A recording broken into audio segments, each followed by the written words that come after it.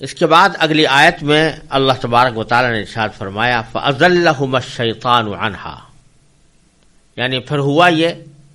کہ شیطان نے ان دونوں کو وہاں سے ڈگمگا دیا.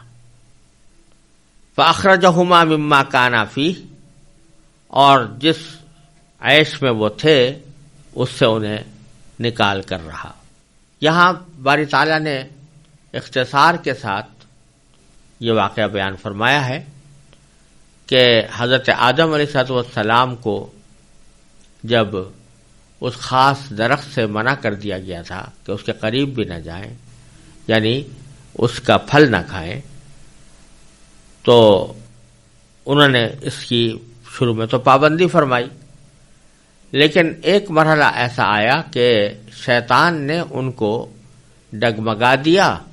اور اس کے نتیجے میں وہ یعنی اس درخت کا پھل کھا بیٹھے،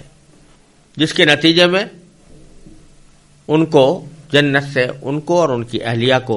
دونوں کو جنت سے نکلنا پڑا. یہاں بڑے اختصار کے ساتھ قرآن کریم نے یہ واقعہ بیان فرمایا ہے. تفصیل اس کی دوسری صورتوں میں آئی ہے کہ شیطان نے ان کو ان کے دل میں وسوسہ ڈالا، فوسوس لہم الشیطان، یہ الفاظ آئے ہیں. اور دوسری جگہ یہ بھی آیا کہ وقاسمہما انی لکما لمن الناصحین، کہ وہ قسم کھا گیا کہ میں آپ کے خیرخواہی کی بات کر رہا ہوں. اور ان کے اس دھوکے میں آ گئے حضرت آدم علیہ السلام، اور انہوں نے اور پھر ان کی اہلیہ نے بھی اس درخت سے کھا لیا. اب یہاں سوال یہ پیدا ہوتا ہے کہ شیطان کس طرح حضرت آدم علیہ السلام حضرت حوا کے پاس پہنچا جبکہ اس کو پہلے جنت سے نکال دیا گیا تھا. کس طرح پہنچا اور کس طرح اس نے ان کو بہلایا پھسلایا، کس طرح ان کو بہکایا، اس کی تفصیلات میں ہم اگر جائیں بھی تو ہمارے لیے کسی یقینی نتیجے تک پہنچنا مشکل ہے، اس لیے کہ یہ ملأ اعلیٰ کی باتیں ہیں، اور ملأ اعلیٰ میں کس طرح کیا واقعہ پیش آیا اس کی جتنی تفصیل قرآن کریم نے بیان کر دی ہے یا صحیح احادیث سے ثابت ہے، اس کے علاوہ اگر ہم کوئی بات کہیں گے تو وہ محض قیاسی اور عقلی گھوڑے دوڑانے والی بات ہوگی. حاصل یہ ہے کہ اللہ تبارک و تعالیٰ نے ہی اپنی حکمت کے تحت شیطان کو یا ابلیس کو کوئی ایسی طاقت عطا فرمائی ہے جس کے نتیجے میں وہ انسان کے دل میں وسوسے ڈالتا ہے. وہ جنت سے باہر رہ کر ڈالے اس نے، یا جنت میں کسی اور شکل میں آ کر ڈالے،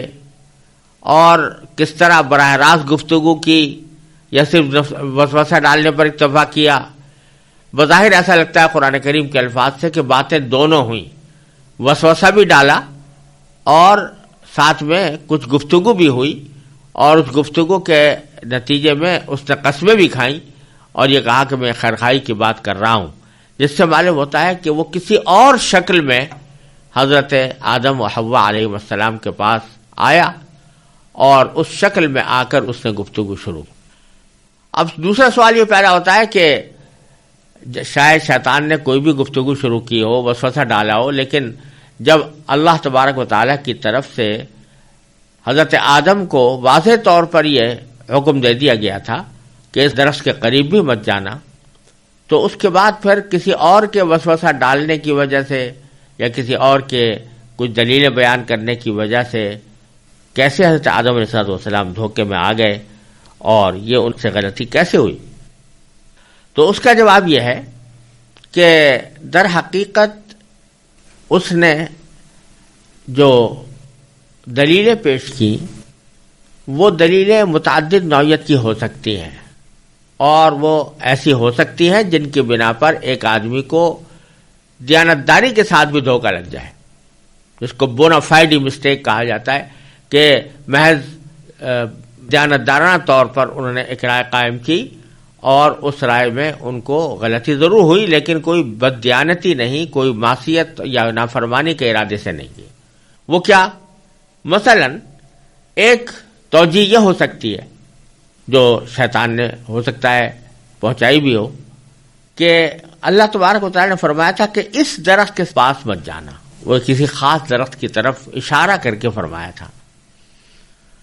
اس کا نام لے کر نہیں بلکہ اشارہ کر کے فرمایا کہ اس درخت کے پاس مت جانا۔ اب اس کا ایک مفہوم تو یہ ہو سکتا ہے کہ اس درخت سے مراد اس جنس کے تمام درخت ہیں۔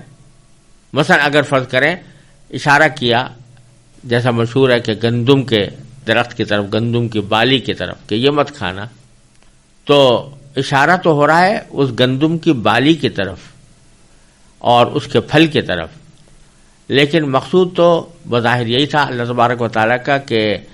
یہ گندم صرف اس جگہ جہاں اشارہ کیا جا رہا ہے یہی مراد نہیں ہے، بلکہ گندم کے جتنے بھی درخت ہیں ان کے گندم کا جو بھی پھل کہیں آ رہا ہو وہ کھانا ناجائز ہوگا۔ لیکن چونکہ بات اشارے سے کہی گئی تھی اور نام درخت کا بظاہر لیا نہیں گیا تھا، تو اس لیے یہ دھوکہ دینا ممکن تھا اور یہ دلیل میں ڈالنا بھی ممکن تھا کہ منع جو کیا گیا تھا اس خاص درخت سے منع کیا گیا تھا، اور جس درخت سے کھانے کی دعوت دی جا رہی ہے یہ بعین ہی وہ درخت نہیں ہے، اگرچہ ہے اسی جنس کا اور اسی پھل کا، لیکن یہ بعین ہی وہ درخت نہیں ہے جس کی طرف اشارہ کر کے اللہ تبارک و تعالی نے منع فرمایا تھا۔ تو ایک تو توجیہ اور ایک دلیل تو یہ ہوئی۔ دوسری دلیل جس کا ذکر قرآن کریم کی ایک اور آیت سے معلوم ہوتا ہے وہ یہ تھی کہ اللہ تبارک و تعالی نے تمہیں منع کیا تھا اس درخت کو کھانے سے اس بنا پر کہ یہ درخت بڑا مقوی ہے، اور یہ ایسا ہے کہ جو شخص اس درخت کو کھا لیتا ہے تو اس کو ایک ہمیشہ کی زندگی نصیب ہو جاتی ہے۔ تو یہ بڑا قوی درخت ہے، اور شروع میں جب تم کو پیدا کیا گیا تھا تو تمہارے معدے، تمہارے جسم کی طاقتیں اس لائق نہیں تھیں کہ تم اس کو صحیح طریقے سے ہضم کر سکو، تمہارے لیے مضر تھا، اس واسطے اللہ تعالیٰ نے اس کو منع کیا تھا۔ اب تمہارے اندر قوتیں پیدا ہو گئی ہیں، تمہارا معدہ بھی بہتر ہو گیا ہے، تمہاری قوتیں زیادہ ترقی کر گئی ہیں، تو اب اگر تم اس کو کھا لو گے تو وہ مانعات ختم ہو گئی۔ اور یہ اسی قسم کی دلیل ہے جیسے کہ آج کل بعض لوگ قرآن شریف کے بعض احکام کے بارے میں اس قسم کی خیالی دلیلیں پیش کیا کرتے ہیں کہ فلاں چیز کی حرمت تو اس وجہ سے آئی تھی، آج وہ وجہ موجود نہیں ہے لہذا حرمت بھی ختم ہو گئی۔ مثلا کہتے ہیں کہ بھئی یہ جو بعض لوگوں نے یہاں تک کہہ دیا ہے کہ خنزیر کی جو ممانعت تھی وہ اس لیے تھی کہ خنزیر اس زمانے میں بڑے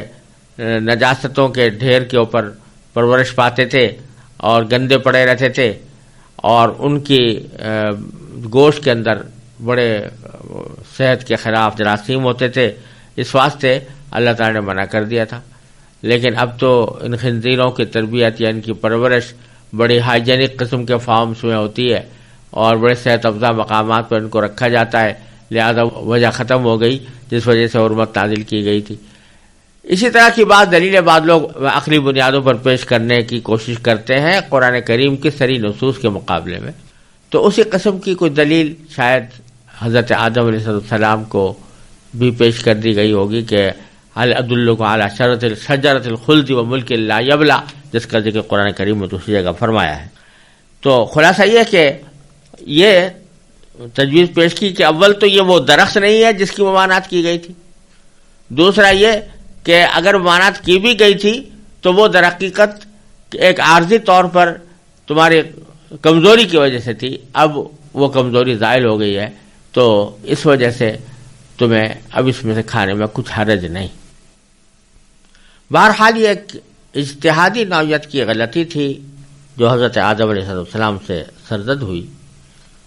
اور یہاں یہ بھی سمجھ لینا چاہیے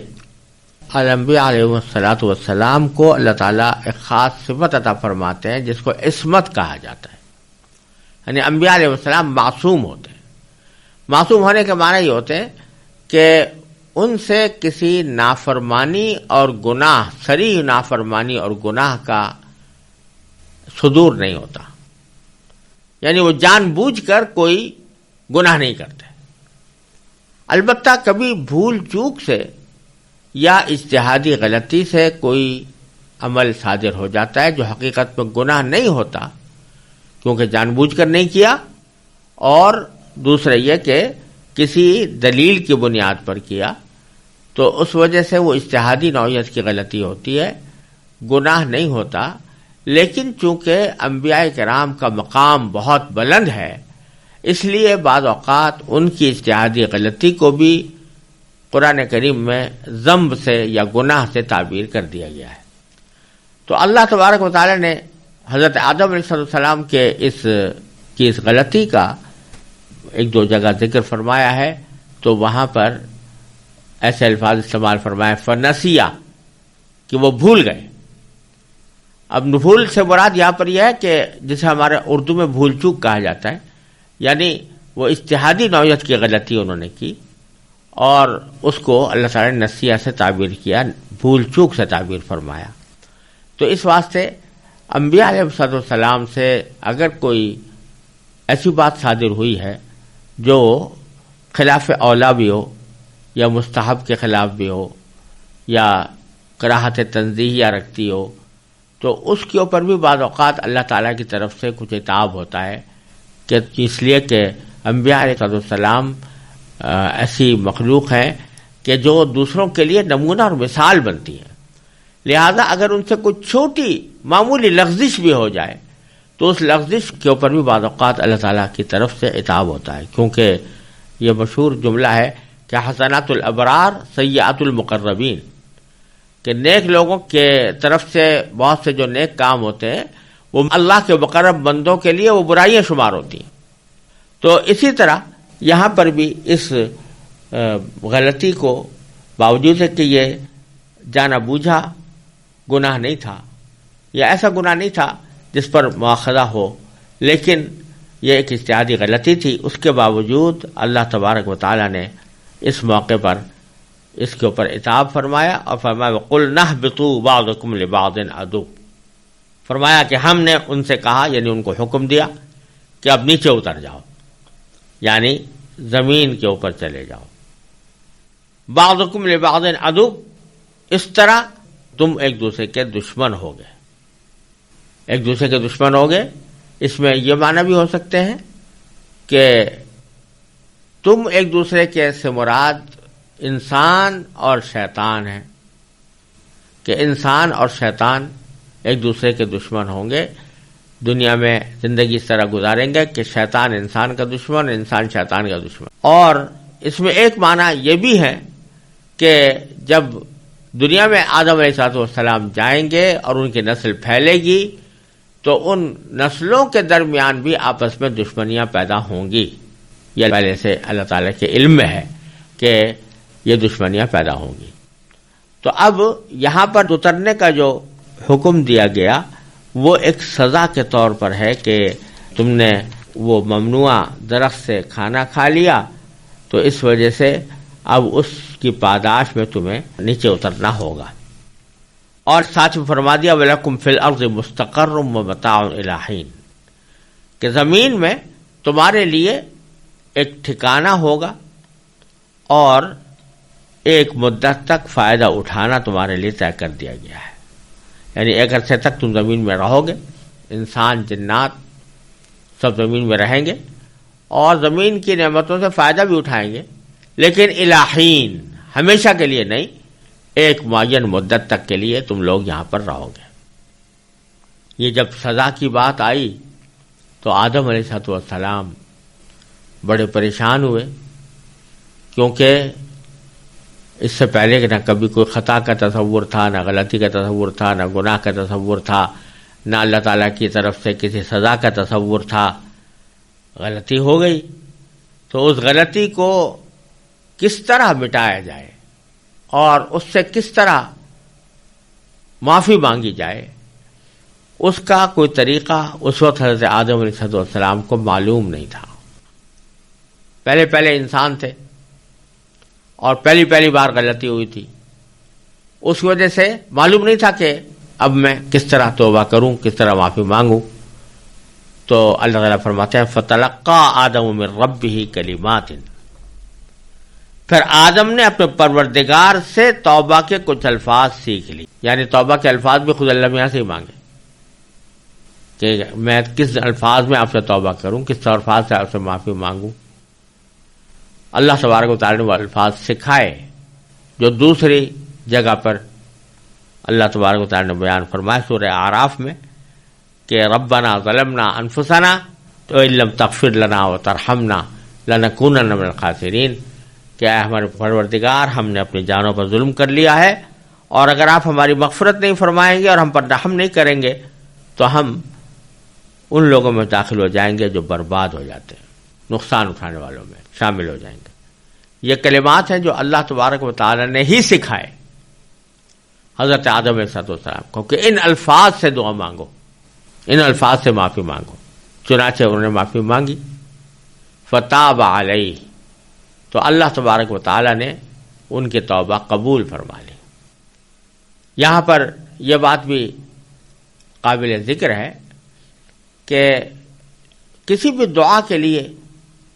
یا توبہ کے لیے جو اللہ تبارک و تعالی الفاظ خود سکھاتے ہیں کہ ان الفاظ کو استعمال کرو، تو ان میں قبولیت کی امید بہت زیادہ ہوتی ہے۔ یعنی یہ ایسا ہی ہے کہ جیسے کوئی حاکم درخواست کا مضمون خود لکھ کے بتا دے کہ اس قسم کی درخواست پیش کرو، تو جو درخواست کا مضمون حاکم نے پہلے ہی لکھ کے بتا دیا تو غالب گمان یہ ہے کہ وہ رد نہیں ہوگا۔ تو جن چیزوں کو اللہ تبارک و تعالی نے، جن چیزوں کے لیے دعائیں تلقین فرمائی ہیں، خود تلقین فرمائی ہے، ان کی قبولیت کی امید اللہ تعالیٰ کی رحمت سے زیادہ ہوتی ہے۔ تو ربنا ظلمنا انفسنا کی دعا جو ہے، یہ چونکہ اللہ تبارک و تعالیٰ نے خود آدم علیہ السلام کو سکھائی اور پہلے اس موقع میں سکھائی جب پہلی بار ان سے خطا ہوئی تھی، تو اس وجہ سے ان الفاظ کے ساتھ توبہ کرنے میں اللہ تعالیٰ کی رحمت سے قبولیت کی زیادہ امید ہے۔ اسی طرح ایک جگہ فرمایا وَقُلْ رَبِّ اغْفِرْ وَارْحَمْ أَنْتَ خَيْرُ الرَّاحِمِينَ، یوں کہو کہ اے پر پروردگار مغفرت فرما اور رحم فرما۔ تو جب اللہ تعالیٰ خود فرما رہے ہیں کہ اس طرح کہو، تو یہ بات اللہ تعالیٰ کی رحمت سے بالکل بعید ہے کہ وہ خود سے کوئی کلمات سکھائیں اور کہیں کہ اس طرح دعا مانگو اور پھر اس کو رد فرما دیں۔ لہذا ان میں قبولیت کی زیادہ توقع، زیادہ امید ہے۔ اسی طرح جہاں فرمایا اما ينزغنك من الشیطان نزغ فاستعذ باللہ، کہ جب شیطان کا تمہیں کوئی ڈنک لگے تو پھر تم اللہ کی پناہ مانگ لیا کرو، یعنی یہ دعا کیا کرو کہ اعوذ باللہ، کہ میں اللہ تعالیٰ کی پناہ مانگتا ہوں۔ تو امید ہے کہ انشاءاللہ جب یہ الفاظ خود سکھائے ہیں تو جب کوئی بندہ وہ مانگے گا تو انشاءاللہ وہ قبول ہوں گے۔ تو اسی طرح یہاں پر بھی حضرت آدم کو سنائے گئے فتاب علیہ، تو اللہ تعالیٰ نے ان کی توبہ قبول فرما لی۔ انہ هو التواب الرحیم، اور یاد رکھو کہ اللہ تبارک و تعالی بہت توبہ قبول کرنے والا، بہت معاف کرنے والا اور بڑا مہربان ہے۔ یہاں یہ سمجھنا چاہیے کہ تابہ جو کوئی لفظ ہے یہ توبہ سے نکلا ہے، اور اس کے معنی توبہ کرنے کے بھی آتے ہیں اور توبہ قبول کرنے کے بھی آتے ہیں، معافی مانگنے کے بھی آتے ہیں اور معاف کر دینے کے بھی آتے ہیں۔ چنانچہ فتاب علیہم لیتوبوا، ان جگہ دونوں معنی آ رہے ہیں، اور توبہ اللہ تعالیٰ اصل معنی تو توبہ کیا ہے؟ رجوع کرنا۔ تو بندہ جب اللہ تعالیٰ سے توبہ کرتا ہے، مانگتا ہے، تو وہ ایک طرح سے رجوع کر رہا ہوتا ہے اللہ تعالیٰ سے، اور جب اللہ تبارک و تعالیٰ توبہ قبول فرماتے ہیں تو وہ رجوع کر رہے ہوتے ہیں بندے کی طرف اپنی رحمت سے۔ تو اس واسطے دونوں معنی میں یہ لفظ استعمال ہوتا ہے، لیکن تواب جب مبالغے کا صیغہ ہے تو اللہ تعالیٰ بڑے توبہ قبول کرنے والے بھی ہیں، رحم کرنے والے بھی ہیں، اس لیے ہم نے ان کے اس خطا کو معاف کر دیا اور دنیا کی طرف واپس بھیج دیا، جس کا ذکر اگلی آیت میں آ رہا ہے۔ مزید ویڈیوز دیکھنے کے لیے ہمارے چینل کو سبسکرائب کریں۔